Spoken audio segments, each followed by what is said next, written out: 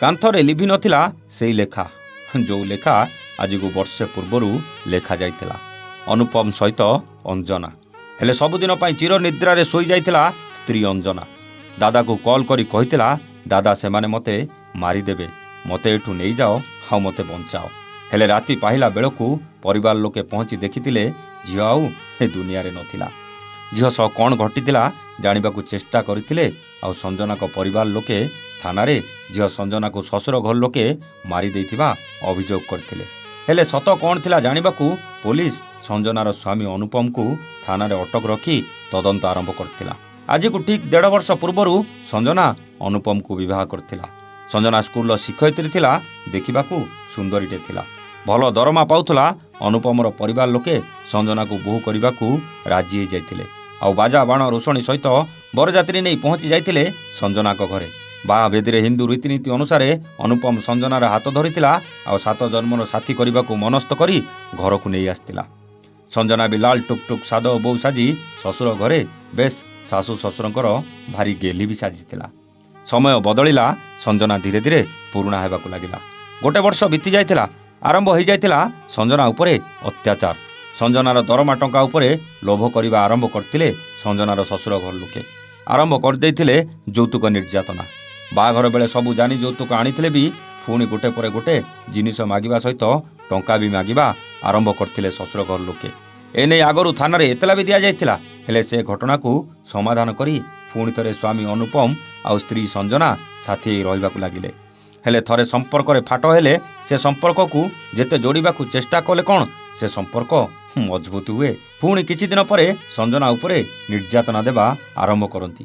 ସଞ୍ଜନା ଘରେ ସମସ୍ତଙ୍କୁ ଜଣାଏ ଆଉ ଯେଉଁଦିନ ନିଜ ଦାଦାକୁ କଲ୍ କରି କୁହେ ମୋତେ ଏଠୁ ନେଇଯାଅ, ମୋତେ ଏଠୁ ବଞ୍ଚାଅ, ସେମାନେ ମୋତେ ମାରିଦେବେ, ତାର ପରଦିନ ଝିଅ ସଞ୍ଜନାର ମୃତଦେହ ଘର ଭିତରୁ ମିଳେ।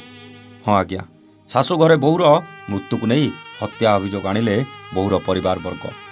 ପୂର୍ବରୁ ବୋହୂକୁ ଯୌତୁକ ପାଇଁ ଶାରୀରିକ ଓ ମାନସିକ ନିର୍ଯାତନା ଦେଉଥିଲେ ବୋଲି ଉମରକୋଟ ଥାନାରେ ଅଭିଯୋଗ କରିଛନ୍ତି ବୋହୂର ପରିବାର ଲୋକେ। ଅଭିଯୋଗକୁ ଆଧାର କରି ମୃତ ସ୍ତ୍ରୀର ସ୍ୱାମୀକୁ ଥାନାରେ ଅଟକ ରଖିଛି ପୋଲିସ। ଏଭଳି ଏକ ଘଟଣା ଦେଖିବାକୁ ମିଳିଛି ନବରଙ୍ଗପୁର ଜିଲ୍ଲା ଉମରକୋଟ ପୌର ପରିଷଦ ଡିଏନ୍କେ ଠାରେ। ଗତ 1.5 ବର୍ଷ ପୂର୍ବରୁ ଉମରକୋଟ ଡିଏନ୍କେର କାବୁଲ ଚାନ୍ଦଙ୍କ ସାନ ପୁଅ ଅନୁପମ ଚାନ୍ଦଙ୍କ ସହ ରାଇଘର ବ୍ଲକ ଅନ୍ତର୍ଗତ ଛତାବେଡ଼ା ଗ୍ରାମର ପ୍ରଭାସ ମିସ୍ତ୍ରୀଙ୍କ ଝିଅ ସଞ୍ଜନା ସହ ବିବାହ ହୋଇଥିଲା। ସଞ୍ଜନା ପେଶାରେ ଶିକ୍ଷୟିତ୍ରୀ ଭାବେ କାର୍ଯ୍ୟରତ ଥିଲେ। ବାହା ହେବା ପରେ ଶାଶୁଘର ପରିବାର ଲୋକେ ବୋହୂକୁ ଯୌତୁକ ନିମନ୍ତେ ମାନସିକ ଓ ଶାରୀରିକ ନିର୍ଯାତନା ଦେଉଥିବା କଥା ସଞ୍ଜନା ନିଜ ପରିବାର ଲୋକଙ୍କୁ ଜଣାଇଥିଲେ। କିନ୍ତୁ ସଞ୍ଜନା ଏହାକୁ ସହ୍ୟ କରି ଆସୁଥିଲେ। ଯୌତୁକ ଘଟଣାକୁ ନେଇ ଶାଶୁଘର ଲୋକେ ନିର୍ଯାତନା ଦେଉଛନ୍ତି, ମୋତେ ଜୀବନରେ ମାରିଦେ ବୋଲି କହି ଗତକାଲି ରାତିରେ ସଞ୍ଜନା ନିଜ ଦାଦାଙ୍କୁ ଘଟଣା ସମ୍ପର୍କରେ ଜଣାଇଥିଲେ। ଆଜି ଘଟଣାର ସମାଧାନ ହୋଇଥାନ୍ତା, କିନ୍ତୁ ଘଟଣାର ସମାଧାନ ହେବା ପୂର୍ବରୁ ସଞ୍ଜନା ଆଜି ସକାଳ 8 ଘଟିକା ସମୟରେ ନିଜ ରୁମ୍ରେ ମରି ପଡ଼ିଥିବାର କଥା ବାପା ଜାଣିବାକୁ ପାଇଥିଲେ। ଶାଶୁଘର ଲୋକେ ମିଶି ସଞ୍ଜନାକୁ ନିର୍ଯାତନା ଦେଇ ହତ୍ୟା କରିଛନ୍ତି ବୋଲି ଅଭିଯୋଗ କରିଛନ୍ତି ପରିବାର ଲୋକେ। ଅନ୍ୟପଟେ ଘଟଣାକୁ ନେଇ ଶାଶୁଘର ଲୋକେ ନିର୍ଯାତନା କଥାକୁ ଖଣ୍ଡନ କରିଛନ୍ତି ଏବଂ ଆମେ ସଞ୍ଜନାକୁ ଝିଅ ଭଳି ରଖିଥିଲୁ ବୋଲି କହିଛନ୍ତି ମୃତ ସଞ୍ଜନାଙ୍କ ଶ୍ୱଶୁର। ପୁଅ ଓ ବୋହୂଙ୍କ ଭିତରେ ସମ୍ପର୍କ ଭଲ ଥିଲା, କିନ୍ତୁ କେଉଁ କାରଣ ପାଇଁ ଝିଅର ଜୀବନ ଗଲା ଆମେ ଜାଣିନୁ ବୋଲି କହିଛନ୍ତି ମୃତ ସଞ୍ଜନାର ଶାଶୁ।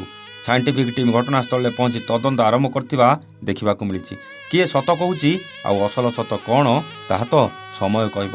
ହେଲେ ପିଲାମାନଙ୍କୁ ଶିକ୍ଷା ଦେଉଥିବା ଜଣେ ଶିକ୍ଷୟିତ୍ରୀ କ'ଣ ନିଜେ ଏମିତି କରିପାରେ?